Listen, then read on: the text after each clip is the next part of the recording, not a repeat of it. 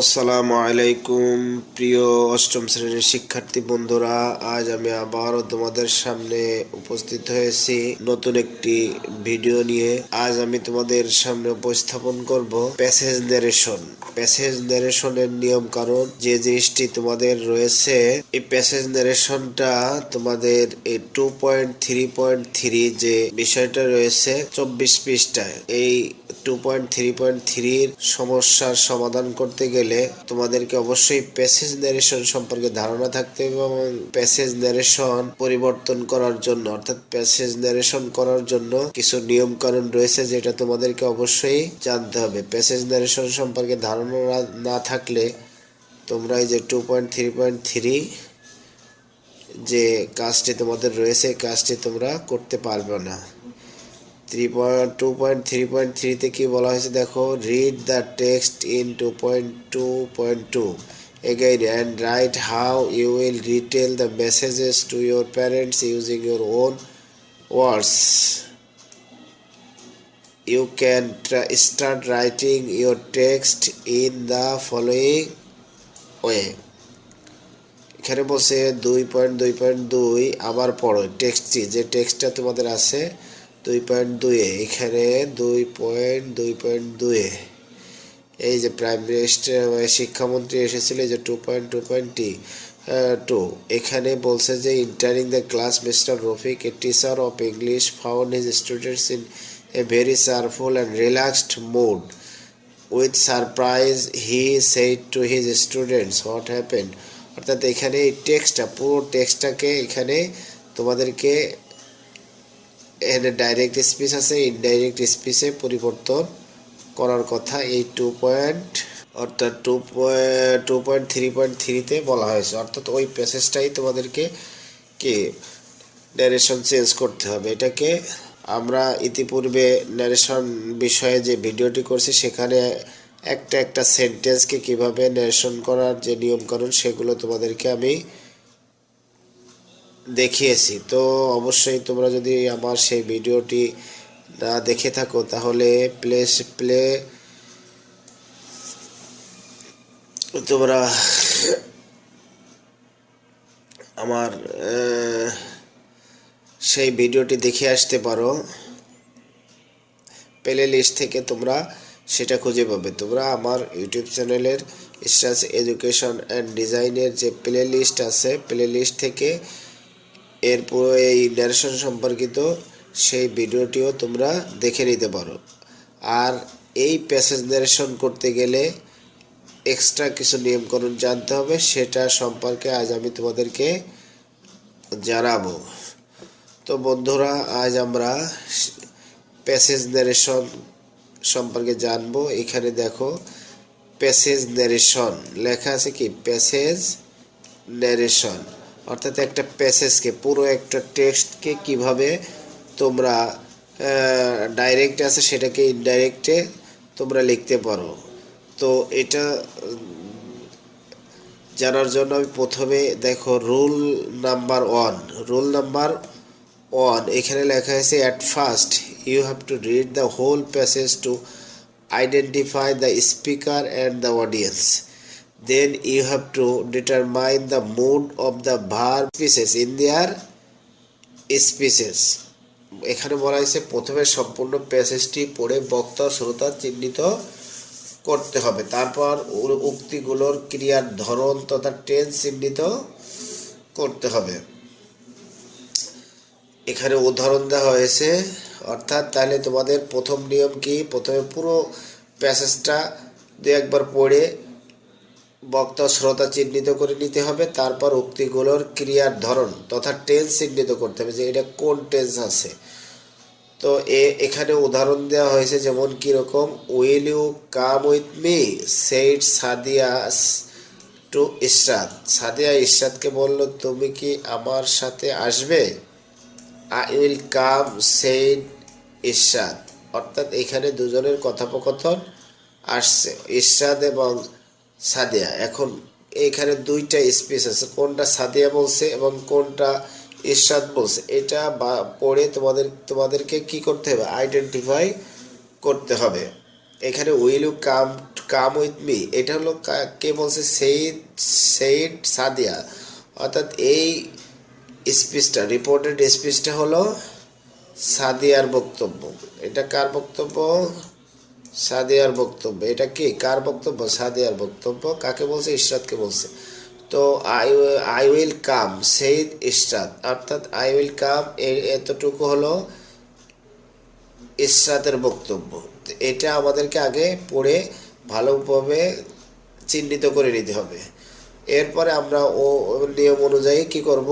Sadia asked, অর্থাৎ interrogative sentence যদি থাকে, আমরা শিখেছিলাম যে অ্যাসার্টিভ সেন্টেন্স থাকলে সেইড বসে বা টোল্ড বসে। আর যখন প্রশ্নবোধক সেন্টেন্স, ইন্টারোগেটিভ সেন্টেন্স থাকে, রিপোর্টেড স্পিচটি যদি ইন্টারোগেটিভ সেন্টেন্সের হয়, তখন আমরা রিপোর্টিং ভার্বটাকে সেইডটাকে পরিবর্তন করে আস্কড করে দিতে হবে। যেমন সাদিয়া আস্কড ইশরাতকে জিজ্ঞাসা করলো। আর আমরা অ্যাসার্টিভ সেন্টেন্সের ক্ষেত্রে দেখেছিলাম কি ইনভার্টেড কমা উঠে যায় কি বসে? কনজাংশন দ্যাট বসিয়েছিলাম। কিন্তু ইন্টারোগেটিভ সেন্টেন্সের ক্ষেত্রে কি হবে? ইফ বসবে।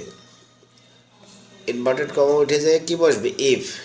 তাহলে আমরা Sadia asked Ishrat if she, অর্থাৎ শি হয়েছে কেন এখানে? সাদিয়া, অর্থাৎ রিপোর্টিং ভার্বে যদি কি থাকে, রিপোর্টেড স্পিচে যদি আমরা বলছিলাম সেকেন্ড পারসন থাকে, তাহলে এই অবজেক্ট অনুযায়ী পরিবর্তন হয়। অর্থাৎ ইশরাত এখানে থার্ড পারসন, অর্থাৎ এই জন্য এখানে শি হয়েছে। She would come. উইল, আমরা পূর্বের নিয়মে দেখেছিলাম কি উইল থাকলে কি হবে? উড হবে। অর্থাৎ রিপোর্টিং ভার্বটি যদি পাস্ট টেন্সের হয়, তখন ফিউচার টেন্স থাকলে ফিউচার ইন দ্য পাস্ট, অর্থাৎ উইল থাকলে উড হবে, শ্যাল থাকলে শুড হবে। এই বিষয়গুলো আমি পূর্বের ভিডিওতে আলোচনা করেছি, তোমরা পূর্বের ভিডিওটি দেখে আসতে পারো। তো এখানে বলছে যে she would come with me যদি ফার্স্ট পারসন হয়, তাহলে মি এর ক্ষেত্রে কি এই সাদিয়া অনুযায়ী পরিবর্তন হবে, সাবজেক্ট অনুযায়ী। তাহলে সাদিয়া হার, তাহলে কাম উইথ হার। এরপরে বলছে যে ইশরাত রিপ্লাইড, এই সেইড যেহেতু প্রশ্ন করছিল, সেইড পরিবর্তে রিপ্লাইড দিয়েছি। এটা যেহেতু আই উইল কাম, এটা কি অ্যাসার্টিভ সেন্টেন্স, তাই আমরা এই ইনভার্টেড কমা উঠে গিয়ে দ্যাট বসেছে। তাহলে Ishrat replied that she would come, will আছে, উড হবে। তো রুল নাম্বার 2 কি আছে বলো দেখো? when the reporting verb is placed in the middle or at the last of the sentence while converting it into indirect, you have to put it after the subject in starting of the sentences। অর্থাৎ এখানে বলা হয়েছে যখন reporting verb সেন্টেন্সের মাঝখানে থাকবে বা শেষে থাকবে, যদি অনেক সময় দেখা যায় কি মাঝখানে বা শেষে থাকে, সেই ক্ষেত্রে এটাকে আমরা যখন ইনডাইরেক্ট করব, তখন এটাকে একবার শুরুতে নিয়ে আসতে হবে। তাকে সেন্টেন্সের ইনডাইরেক্ট করতে তাকে সেন্টেন্সের শুরুতে সাবজেক্টের পরে বসাতে হবে। তো এখানে আমরা এক্সাম্পল হিসেবে দেখি কি আছে, যে হোয়ার ডু ইউ লিভ সেই টিনা জিজ্ঞাসা করলো যে তুমি কোথায় বাস করো। তো এটাও ইন্টারোগেটিভ সেন্টেন্স। উত্তরে রিনা বলছে আই লিভ অ্যাট ধানমন্ডি, সেই রিনা। তো এখানে আমরা কি করেছি? টিনা আস্কড, যেহেতু প্রশ্নবোধক চিহ্ন, এই জন্য সেইডের পরিবর্তে কি হয়েছে?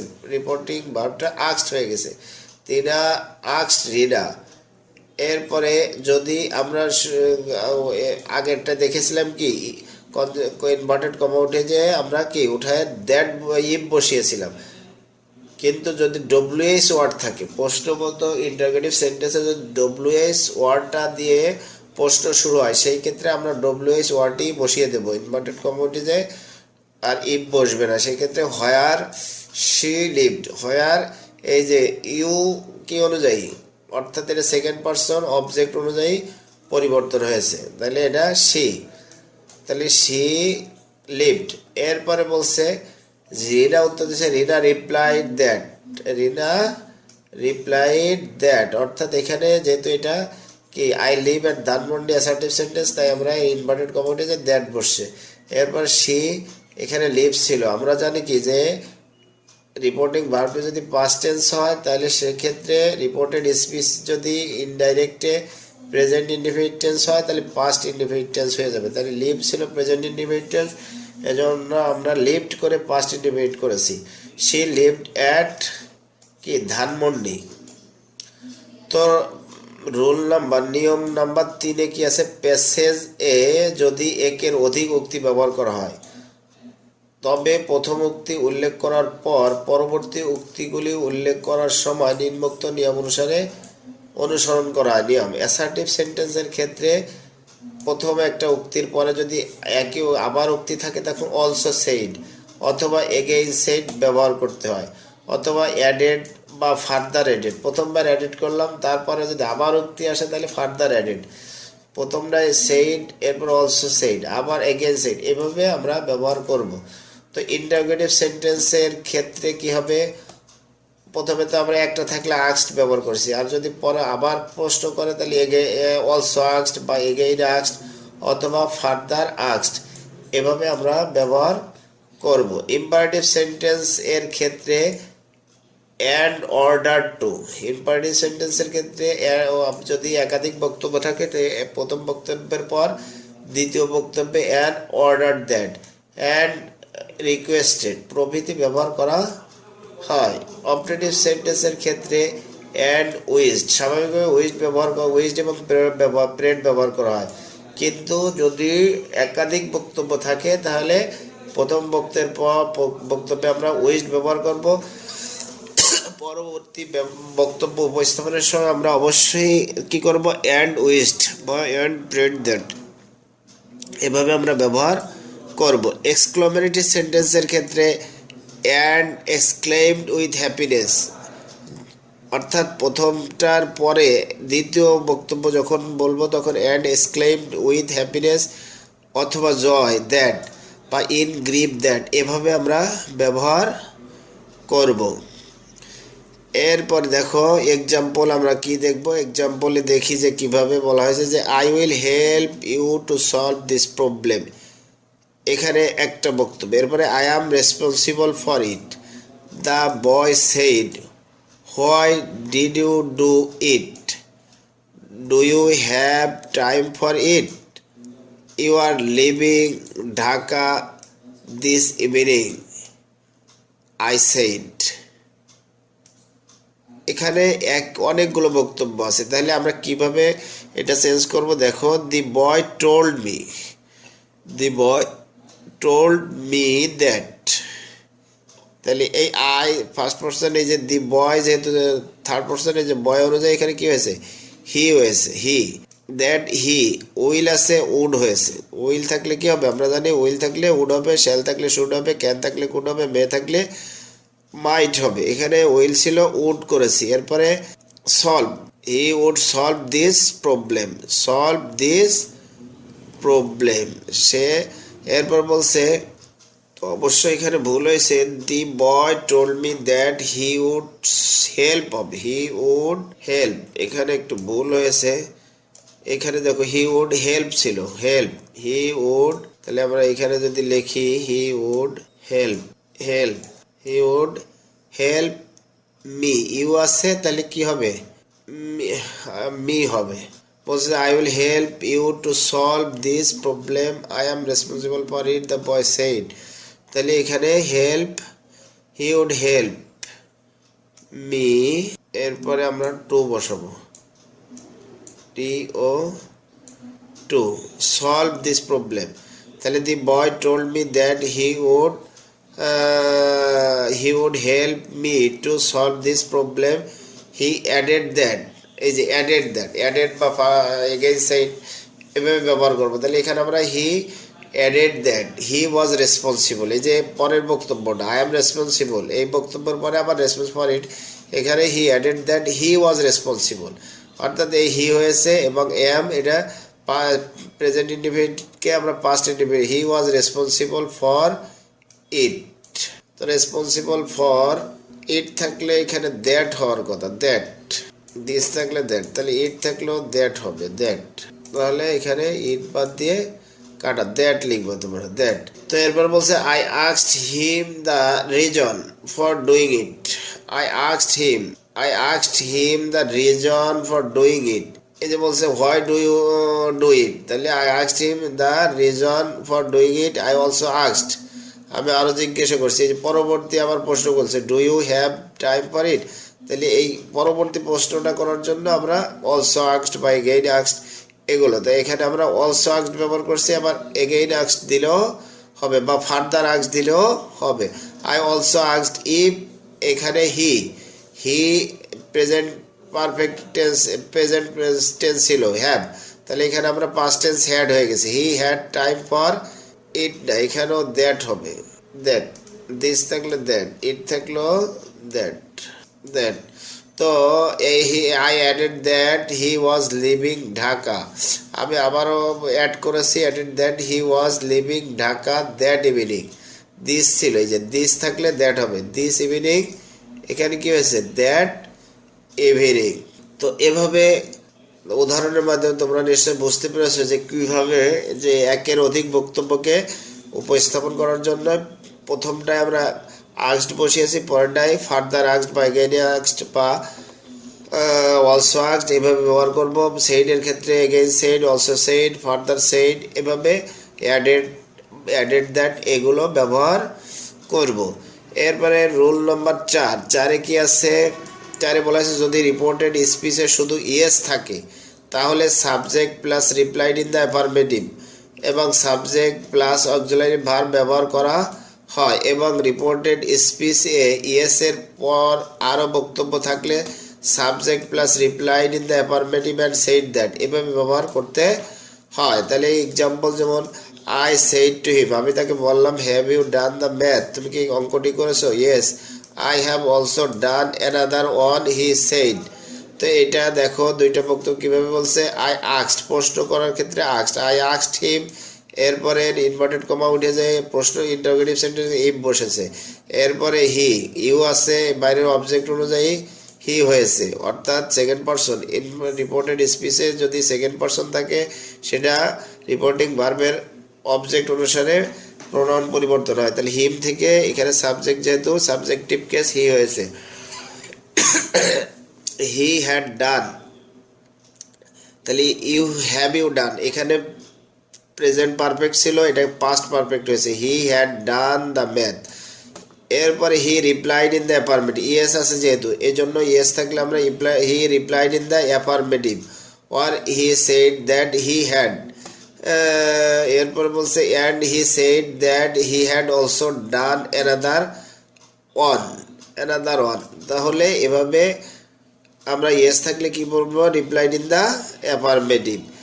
এরপর রুল নাম্বার 5, যদি রিপোর্টেড স্পিচে শুধু নো থাকে তবে subject plus replied in the negative বা subject plus auxiliary verb plus not ব্যবহার হয়, এবং রিপোর্টেড স্পিচে নো এর পরে আরও বক্তব্য থাকলে subject replied in the negative and said that, অর্থাৎ অ্যাফার্মেটিভের মতোই।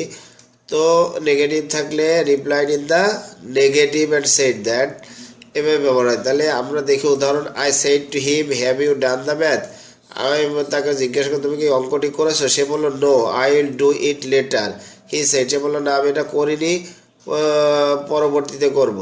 তো I asked him if he had done the math, he replied in the negative, যেহেতু নো আছে he replied in the negative, আর he said that he had not, and he said that he would do it later, সে পরবর্তীতে করবে। তো আমরা roll number 6-এ যাই, তখন কি বলছে, যখন ডাইরেক্ট স্পিচে সার থাকে, ইনডাইরেক্ট স্পিচে সারের পরিবর্তে উইথ রেসপেক্ট বা রেসপেক্টফুলি আর পলিটলি ব্যবহার করতে হয়।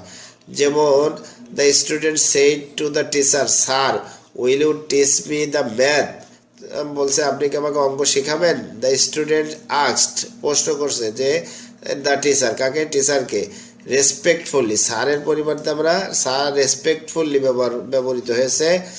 তো ইফ অর্থাৎ ইম্পর্টেন্ট কমা উঠে যায়, ইন্টারোগেটিভ সেন্টেন্স যেহেতু ইফ বসেছে, এরপরে এই ইউ সেকেন্ড পারসন আছে, এই জন্য এই টিচার অনুযায়ী অবজেক্ট টিচার অনুযায়ী এখানে হি এসেছে। He would teach him the math.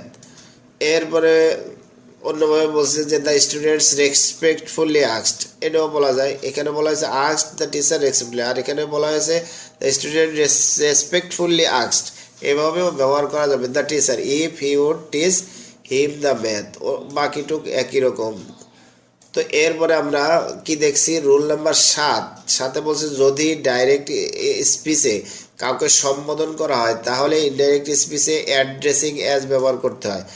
যেমন আর ইউ ওকে সামিন, বলছে যে are you okay Samin, said Nabil, Nabil জিজ্ঞাসা সামিন তুমি কি ঠিক আছো, অ্যাড্রেসিং অ্যাজ সামিন, এই যে সামিনকে অ্যাড্রেস করেছে এই জন্য এখানে অ্যাড্রেসিং অ্যাজ সামিন, ইনডাইরেক্ট করার সময় addressing as Samin. Nabil asked if he was okay, সে ঠিক আছে কিনা।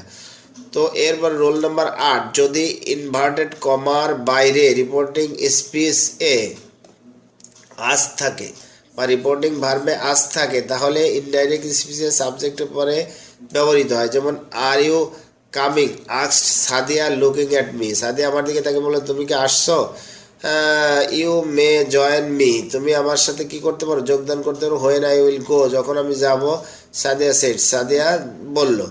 তো looking at me Sadia asked, Sadia আছে এটা পরে যাবে। Sadia asked if I was going.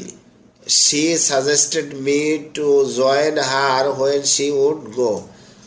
এরপর দেখো রুল নাম্বার 9 কি বলছে, যখন রিপোর্টেড স্পিচে একটি অ্যাসার্টিভ সেন্টেন্সের পর নোট অফ ইন্টারোগেশন, একটি অ্যাসার্টিভ সেন্টেন্সের পরে নোট অফ ইন্টারোগেশন থাকে তখন ইনডাইরেক্ট স্পিচে রিপোর্টিং ভার্ব এর আগে বিং সারপ্রাইজ ব্যবহার করতে হয়। যেমন he said to me you did it, এটা করেছো তুমি, অর্থাৎ এখানে সে বিস্ময় প্রকাশ। তাহলে বিং সারপ্রাইজড, এখানে being surprised he asked me, সে আমাকে প্রশ্ন করলো if I had done it, অর্থাৎ এখানে পাস্ট ইন্ডিফিনিট থাকলে আমরা জানি কি নিয়ম হলো পাস্ট পারফেক্ট হবে, তাই এখানে হ্যাড প্লাস পাস্ট পার্টিসিপেল হয়েছে, অর্থাৎ এখানে ইনভার্টেড রিপোর্টিং ভার্বটি এখানে কি আছে, পাস্ট টেন্স আছে, আর ভিতরের এই রিপোর্টেড স্পিচের ভার্বটি আছে পাস্ট ইনডিফিনিট টেন্স। তাহলে আমরা জানি পাস্ট ইনডিফিনিট টেন্স থাকলে ইনডাইরেক্টে যায় পাস্ট পারফেক্ট হয়ে যায়। আর পাস্ট পারফেক্টের গঠন কি, হ্যাড প্লাস মূল ভার্বের পাস্ট পার্টিসিপেল। তো রোল নাম্বার 10 কি বলা হয়েছে, যখন রিপোর্টেড স্পিচে থ্যাঙ্ক থাকে তখন ইনডাইরেক্ট স্পিচে reported verbs plus subject plus thanked অথবা রিপোর্টেড ভার্বস অবজেক্ট ব্যবহৃত হয়। যেমন Karim said to me, Karim আমাকে বললো থ্যাংক ইউ। তো এখানে কীভাবে, করিম থ্যাঙ্কড মি, ইনডাইরেক্ট এভাবে হবে। এরপর রোল নাম্বার 11 কি বলছে, নিয়ম নাম্বার 11, যদি রিপোর্টেড স্পিচে গুড বাই থাকে তাহলে ইনডাইরেক্ট স্পিচে reported verbs subject plus bade reported verbs object plus goodbye ব্যবহৃত হয়। যেমন হি সেইড স্টার, সেই ইস্তাদকে বলল গুড বাই, তাহলে বিদায় জানালো। এই ক্ষেত্রে শি বেড ইস্তাদ, সেই ইস্তাদকে বিদায় জানালো, গুড বাই বলেছিল, গুড বাই। তো রোল নাম্বার 12, অবশ্য তোমাদেরকে এই নিয়মগুলো অবশ্যই কি মনে রাখতে হবে, মেমোরাইজ করে রাখতে হবে যদি তোমরা প্যাসেজ নারেশনে ভালো করতে পারো, অথবা একটা বক্তব্যকে তোমরা অন্যের কাছে যখন উপস্থাপন করবা লিখবা তখন নিজের ভাষায় লিখতে গেলে অবশ্যই এই নিয়মগুলো তোমাদেরকে ফলো করতে হবে। তো রোল নাম্বার 12তে বলছে যদি রিপোর্টেড স্পিচে good night, good morning, good evening থাকে তাহলে ইনডাইরেক্ট স্পিচ এ রিপোর্টেড ভার্ব সাবজেক্ট, এরপরে উইজ, তারপর reported verbs object plus good night, good morning, good evening ব্যবহার করবে।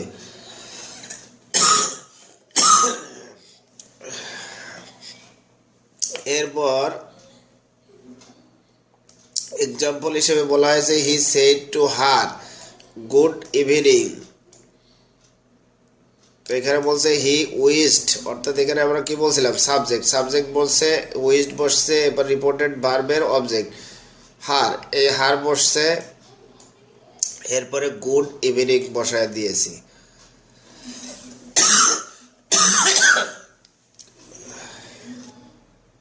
রুল নাম্বার 13, কোনো সময় রিপোর্টেড স্পিচে সম্পূর্ণ সেন্টেন্স থাকে না, সেসব ক্ষেত্রে আপনাকে ইনডাইরেক্ট স্পিচে বক্তার বক্তব্য অনুসরণ করে পূর্ণাঙ্গ অর্থ খুঁজে নিতে হয়। যেমন 30 টাকা the salesman shed to me, বললো 30 টাকা, এখানে কি নাই, অর্থাৎ বক্তব্যকে সম্পূর্ণ নাই, সম্পূর্ণ সেন্টেন্স নাই, এখানে আমরা সম্পূর্ণ খুঁজে নিয়েছি কিভাবে। দ্য সেলসম্যান টোল্ড মি, আমাকে বললো ইট হ্যাড বিন 30 টাকা। এরপর দেখো রুল নাম্বার 14, প্রায় রিপোর্টেড স্পিচে বক্তা ও শ্রোতার উল্লেখ থাকে না, এসব ক্ষেত্রে আপনাকে একে ইনডাইরেক্ট স্পিচে রূপান্তর করতে বক্তার ক্ষেত্রে দ্য স্পিকার এবং শ্রোতার ক্ষেত্রে দ্য লিসেনার উল্লেখ করতে হবে। যেমন উদাহরণ যদি আমরা দেখি তাহলে বোঝা যাবে যে what are you doing now, I am writing an article, এখানে কিন্তু বক্তা এবং শ্রোতা কে কাকে বলছে এটা উল্লেখ নাই, তাহলে এখানে আমরা কি নিয়ে আসবো, বক্তার ক্ষেত্রে আনবো this speaker asked the listener. What are you doing now, কে কাকে প্রশ্ন করছে, বক্তাও নাই, এরপরে মানে কাকে বলছে সেও নাই, তাহলে আমরা এখানে the speaker asked the listener. What যেহেতু হোয়াট আছে এই জন্য ইনভার্টেড কমা উঠে যায়, হোয়াট ডব্লিউএস ওয়ার্ডটাই বসে গেছে, হোয়াট, এরপরে আই, এখানে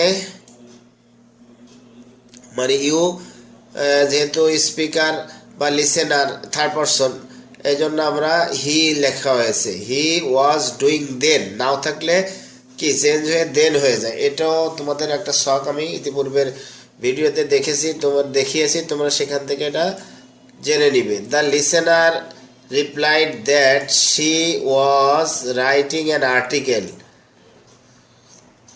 এভাবে তোমরা লিখবে। এরপরে রুল নাম্বার 15, নিয়ম নাম্বার 15, যদি রিপোর্টেড স্পিচে আস্কড, ক্রাইড, রিপ্লাইড, মিউটার্ড থাকে তবে ইনডাইরেক্ট স্পিচে রিপোর্টিং ভার্বের কোনো পরিবর্তন হবে না। যেমন he help me, he cried, তাহলে এখানে বলবি হি ক্রাইড টু হেল্প হিম, এভাবে তোমাদেরকে এরকম সেন্টেন্স, নতুন সেন্টেন্সকে তোমাদের এগুলো যদি এই নিয়মগুলো যদি তোমাদের মনে রাখতে পারো তাহলে তোমাদের জন্য প্যাসেজ নারেশন তথা একজনের একটা পুরো বক্তব্যকে অন্যের নিকট উপস্থাপন বা কোনো প্রতিবেদন আকারে লেখা তোমাদের জন্য সহজ হয়ে যাবে। তো বন্ধুরা, এই প্যাসেজ নারেশন বোঝার জন্য যদি তোমাদের কোনো বুঝতে সমস্যা হয় তাহলে অবশ্যই কমেন্ট বক্সে জানিয়ে দিবে। তো তোমাদের কাছে আমি একটি রিকোয়েস্ট রাখতে চাই, সেটা হলো তোমরা যারা এখনও আমার ইউটিউব চ্যানেলটি সাবস্ক্রাইব করোনি তারা এখনই আমার চ্যানেলটি সাবস্ক্রাইব করে পাশে থাকা বেল বাটন চেপে রাখো, তাহলে ভবিষ্যতে কোনো ভিডিও আপলোডের সাথে সাথেই তোমাদের কাছে সবার আগে নোটিফিকেশন পৌঁছে যাবে। তাই দেরি না করে এখনই আমার চ্যানেলটি সাবস্ক্রাইব করো এবং আমার ভিডিওটি বেশি বেশি শেয়ার করে দিবে। পরিশেষে তোমাদের সুস্বাস্থ্য কামনা করে, তোমরা সুস্বাস্থ্য এবং সুস্থতা কামনা করে আজকের ভিডিও আমি এখানেই শেষ করছি। আল্লাহ হাফেজ, ভালো থাকো, সুস্থ থাকো।